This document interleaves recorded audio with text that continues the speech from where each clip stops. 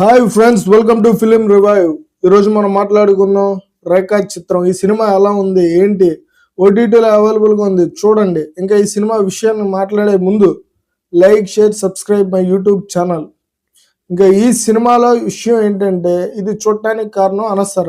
ఈ అమ్మాయి సినిమాలు వరుస పెట్టి ఒక 3 సంవత్సరాలుగా కనబడతానే ఉన్నాయి.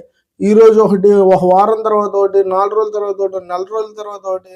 ఏంట్రా అని చూస్తే ఈ పిల్ల 4 సంవత్సరాల్లో 30 సినిమాలు పై చేసింది. చిన్న చిన్న క్యారెక్టర్లు కూడా చేసేస్తుంది, హీరోయిన్ క్యారెక్టర్లు చేసేస్తుంది. అసలు ఈ అబ్బాయి ఏంట్రా ఈ స్పేస్ ఇవ్వట్లేదు. సరే, ఈ అమ్మాయిని కూడా క్రష్ లిస్ట్లో జాయిన్ చేద్దాం అని ఫిక్స్ అయ్యి ఈ సినిమా కూడా చూసి రివ్యూ చెప్పడం జరుగుతుంది. ఇంకో సినిమా కూడా ఉంది ఈ అమ్మాయిది, అమ్మటిని రివ్యూ చెప్పడానికి, నెక్స్ట్ చెప్తా. ఇప్పుడు ఈ సినిమా ఎలా ఉంది? ఇది ఒక సస్పెన్స్ మిస్టీరియస్ థ్రిల్లర్. ఇంకా ఈ సినిమా ఏంటి, ఓపెనింగ్ ప్లాట్ ఎలా ఉంటుంది ఏంటంటే, మనం ట్రైలర్లో చూసాం, మీరు చూసే ఉంటారు. ఇది చెప్పవచ్చు ఏం కాదు, ఏం లేదు. ఒక పర్సన్కి పశ్చాత్తాపం మొదలైద్ది. ఆడు ఎప్పుడో చిన్నప్పుడు చేసిన తప్పుకి ఫీలింగ్ వచ్చి దాంతో ఒక వీడియో రికార్డ్ చేసి చచ్చిపోతాడు.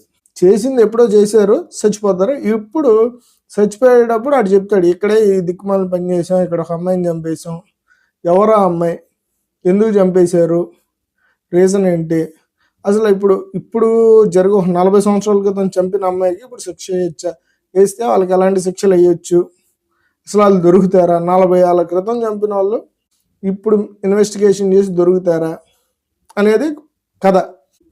మనకి అది ఎలా అనిపించింది అంటే, ఇప్పుడు చేసిన సాయంత్రానికి దొరకరు చాలా మంది, 40 ఏళ్ళ క్రితం ఎలా దొరుకుతారు, ఈడు ఓవర్ యాక్షన్ అని అనిపిస్తుంది. కాకపోతే సినిమా కాబట్టి దొరుకుతారండి. ఇంకా పట్టుకునే విధానం, వెళ్ళే దారి, ఎక్కడికక్కడ ఫ్రీగా ఈ సాయంత్రం చేసిందని రేపు ఉదయానికి పట్టుకోవడానికి చుక్కలు కనబడతాయి.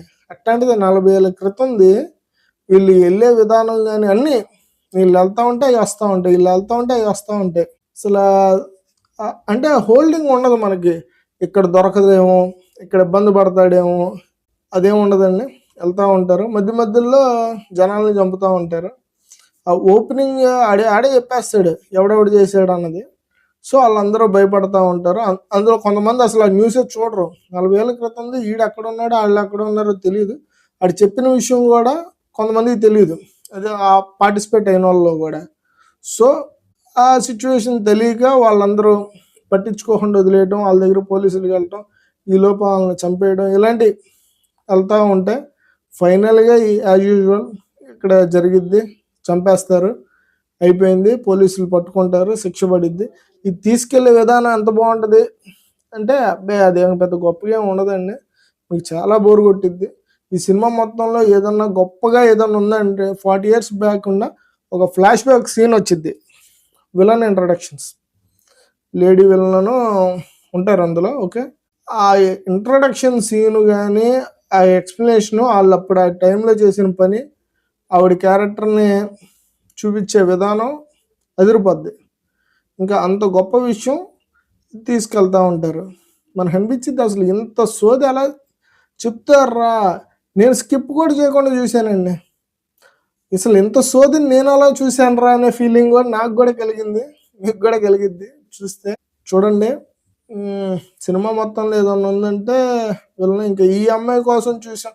ఈ అమ్మాయి ఎక్కడైనా కనిపించిద్ది అంటే, పాపం ఈ అమ్మాయికి 3 జతలు బట్టలు వేసారు, 3 సార్లు కనిపించిద్ది. నన్ను డ్రెస్సులో, 2 చిన్న డ్రెస్సుల్లో, అది చిన్నగా అంటే చిన్నపిల్లల డ్రెస్సులు, అమ్మాయి 17-18.